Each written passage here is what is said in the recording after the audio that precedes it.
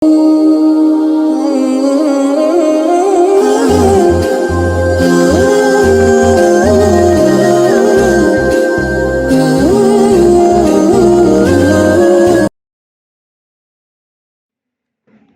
walhamdulillah, wassalatu wassalamu ala rasulillah. Assalamu alaikum wa rahmatullahi wa barakatuhu. Hurmatlı musulmon bir tuğanım, бүгін дағы сабағымызды толықтамақшымыз.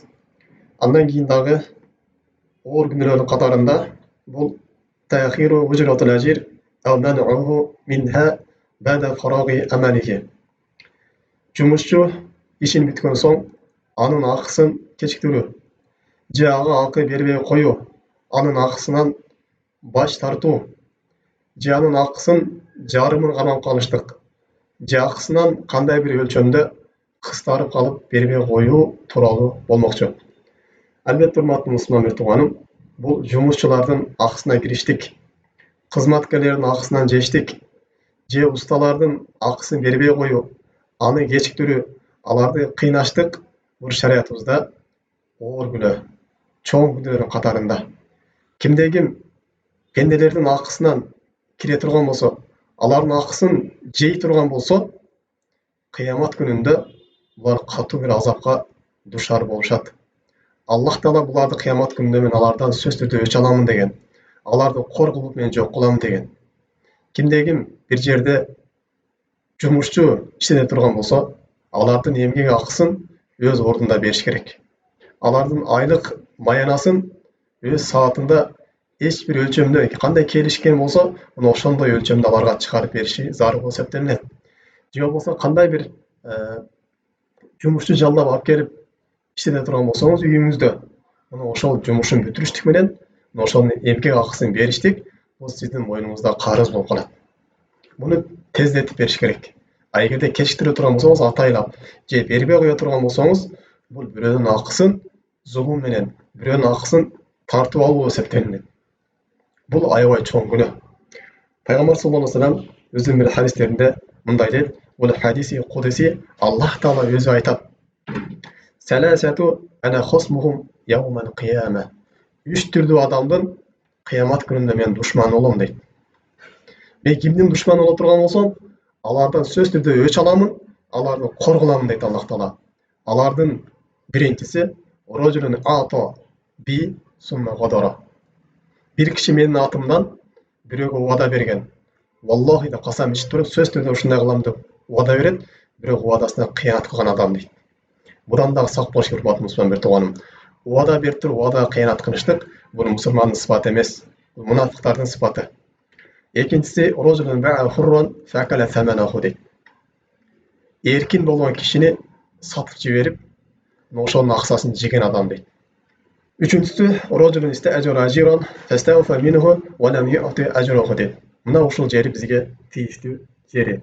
Bir kişi жумушчу иштетип, ал ишин бүтүргөн соң, анын акысын бербей койгон адам дейт. Мына ушул адамды да Аллах Таала кыямат күндө булар менин душманым болот, мен буларды кор кыламын, жок кыламын дейт. Демек, урматтуу мусулман тууганым, бул адамдардын акысын жеп коюштук, адамдардын акысына кирип коюштук оор күнөө экен. Бул дүйнөдө сиз өзүңүздүн кандай бир күчүңүзгө таянып, өзүңүздүн бир тааныш билиштериңизге таянып, бул дүйнөдө кутулуп кетишиңиз мүмкүн. Ар кандай жолдор менен ошол алсыз адамдын акысын жеп коюшуңуз мүмкүн. Ошол жумушчу, ишкер сиздин колуңузга келген кезде, бул сизге ошол жумушка зар болуп келет. Бул сизди көрөйүн деп келбейт. Үй бүлөмдү багайын деп ошентип келет. Ушинтип келип сиздин колуңузда 1 ай иштесин, 2 ай иштесин, 3 ай иштесин, же 1 күн иштесин, кыйналып иштегенден кийин сиз акысын бербей коюштугуңуз анын 1 ай, 2 ай убактын алып туруп, өзүңүз жеп коюштугуңуз, өзүнүн чөнтөгүңүзгө салып коюштугуңуз, бул шариятыбызда ушундай өтө оор күнөөнүн катарында. Эртең Аллах Тааланын астында сөз түрдө мына ушул нерсеге туруп эсеп кысап бересиз. Кыямат күнү барган кезде ал күнү эч кандай акча, мал дүйнө пайда бербейт. Жалаң сооктор иштейт. Эгерде сиздин соокторуңуз болгон болсо, мына ошол соокторуңуздун баарын ошол адамдарга алдырасыз. А эгерде соокторуңуз жок боло турган болсо, мына ошол адамдардын күнөөсүн сиз мойнуңузга аласыз. Мойнуңузга алып, мына ошол күнөөлөр менен тозокко түшүп, ошол жерде азап тартасыз. Мына ушундай катуу бир адамды өкүндүрө турган күн келеректен алдын биз нафсыбызды дүйнөнүн бир болбогон бир азырыгына азгырылып бирөөнүн акысына кирип койбойлу, бирөөнүн акысынан коркойлу, ustaлардын акысынан коркойлу, жумушчулардын акысынан коркойлу, ишкерлердин акысынан коркойлу. Кандай бир жерде директор болуп кала турган болсоңуз, кандай бир жерде башчы болуп кала турган болсоңуз, кандай бир жерде бригадир болуп кала турган болсоңуз, алардын акысын кечиктирбестен берип коюңуз өз ордунда. Эртең сиздин башыңызга ушундай оор күн келерден алдын. Албетте бул мазлум адам, зулум көргөн адамдын дуасы сөзсүз түрдө кабыл болот. Эгерде сизге дуа берип кое турган болсо, ошол сиз акысын бербеген кезде, ошонун дуасы сөзсүз түрдө кабыл болот. Паланчанын колу шал болуп калсын, паланчанын путу баспай калсын, паланчанын үйү күйүп кетсин, паланчанын бала болбой калсын, мындай болуп калсын деп сизге каргыш дуасын берип кое турган болсо, Аллах Таала булардын дуасын эч кандай тосмосуз кабыл алат. Ошондуктан урматтуу мусулман тууганым, биз булардын акыларынан коркушубуз керек жана алардын дуаларынан да биз коркушубуз керек. Ошол сиз зулум берген адам бул кафир боло турган болсо да Аллах Таала ошонун дуасын кабыл кылат. Мындай окуялар биздин жашообузда көп кездешкен жана буга чейин да ушундай окуялар болгон. Ошо урматтуу мусулман тууганым, ustaлардын, ишкерлердин акыларынан коркушубуз керек, аларды жеткирип беришибиз керек. Булардын азабын бул дүйнөдө көрөбүз, акыретте дагы не көрүп калышыбыз мүмкүн. Ошого булардын акыларын жеткирип, биз мындан көп тооба кылышыбыз керек. Пайгамбар саллаллаху алейхи өзүнүн бир хадистеринде мындай дейт: "Ату ажира ужроху кобла нажифа аракоху" дейт. Силер ишчилердин акыларын дейт, алардын териси кургайлыктан алдын бергиле дейт. Пайгамбар шаштырып атат. Кандай бир жумуш иштеткен болсоң, бүтүшү менен ушунун акысын бергин дейт. Аны кечиктирбей деп Пайгамбар саллаллаху алейхи бизге буйрук берип атат. Ал эми муну кечиктириштик өзү шариятыбызда бул харам болуп эсептелинет. Ал эми бербей коюштук мындан өткөн чоң күнөө болуп саналат. Жана ошол эле дагы Пайгамбар саллаллаху алейхи вассалам айтат: кайсы бир пенде бирөөнүн акысын дейт жеп кое турган болсо, бирөөнүн акысын ошол бир дирхам ала турган болсо, бир тыйын ала турган болсо, муну ошол адам дозоктон болгон бир отту алып оозуна салыптыр дейт да. Ошондуктан урматтуу мусулман тууганым, биз ар бир ошол бирөөнүн акысын жеп аткан кезде биз дозоктун отун жеп атпыз. Ошол дозоктон алган бир чоокту жеп атканга менен барабар биз мындан сак болушубуз керек, этият болушубуз керек.